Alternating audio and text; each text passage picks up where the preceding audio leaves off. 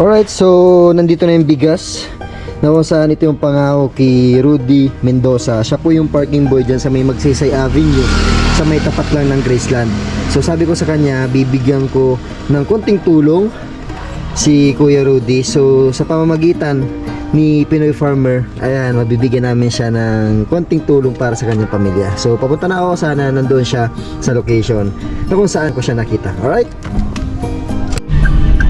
Alright, so nakita ko na si Kuya Rudy. So kanina pagdaan ko, nakita ko na siya dyan sa may Graceland nagpa-parking. So ngayon tumuwid siya dito sa may McDo, sa may tricycle nakaupo.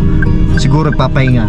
So ang gagawin ko, tatawain ko siya, tapos papasuin ko muna siya dito sa kotse para kausapin ko siya. Alright, so hindi niya alam yung bigas na ibibigay namin ni Pinoy Farmer nasa likod na. So isa tong konting surprise sa kanya, kaya sabi ko nga sa vlog ko, since natuwa ako sa kanya dahil masipag siyang tao, sabi ko mag-aabot kami ng konting tulong sa kanya. Alright, so pasapin na natin, let's go. So kung makikita nyo, yan si Kuya Rudy. Siya yung lalaking bibigyan natin ng bigas. So kanina nakita ko siya dyan sa may harap ng Graceland, ngayon nasa harap naman ng McDo. So ang gagawin natin, papapasukin natin dito sa kotse, tapos konting kwentuhan, saka natin ibibigay yung bigas na sigurado makakatulong sa kanyang pamilya. So ayun, tawagin na natin.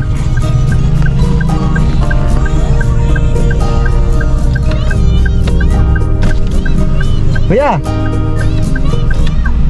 tandaan mo ko kan December 31 nababalikan ta ka.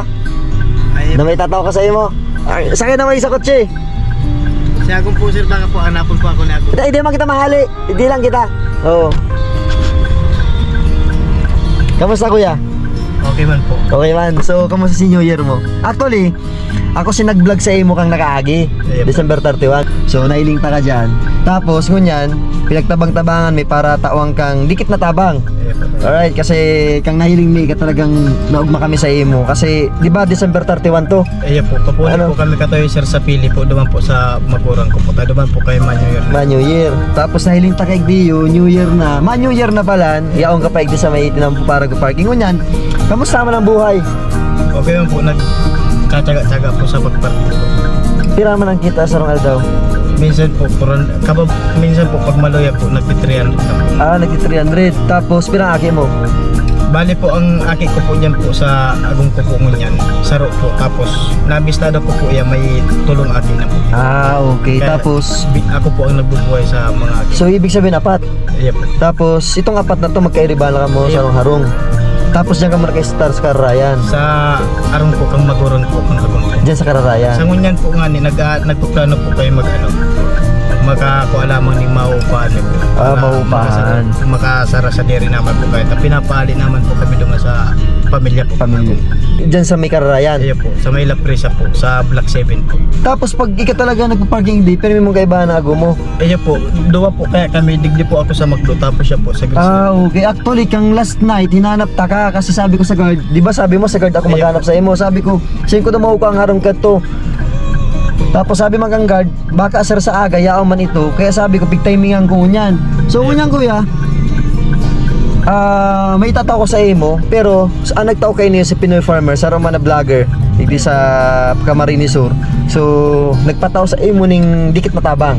Ayan. Pero bago da ang gabos, gusto da madangog. Anong masabi mo sa mga taong arrogant ang trabaho sa imo, nayaon sa tinampo?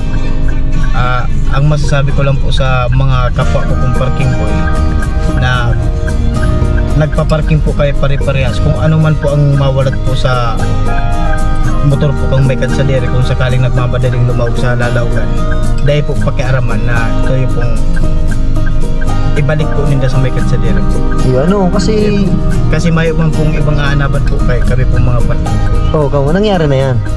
Minsan po nangyari po yung kanto po dito, pero magpun po kang nagdigdi po ako, mayo naman po nangyayari pong araw kayo. Okay. Kasi aram naman po ninda ko na pag ginibo po ninda yan, pare-parehas po kayo mawawalan ng hanap buhay po dito. Ayun, so dahil ko na konsumo ng oras mo, tanganing ang kortang makikita mo sa oras na magkaibanan kita, makuha mo pa. So, kukunong ko, ayan, di kita tapos sa namin pero sisigurado may na, ano, na, kasi maggurano ng bigas ko niyan, gurano ng bigas ko niyan kilo. 50 po ang kilo po naman sa 50 ano, so may tataw kaming kabangan sa ako dyan na hadi po yung Pinoy farmer. So ako instrumento lang ako. So actually sud lang kami ng bang ginag-ulay na rekta si padara niya sa ko. So yaon sa likod kay kang auto ko ulong ko lang ha. Salamat. Mababa na po sir. Sige.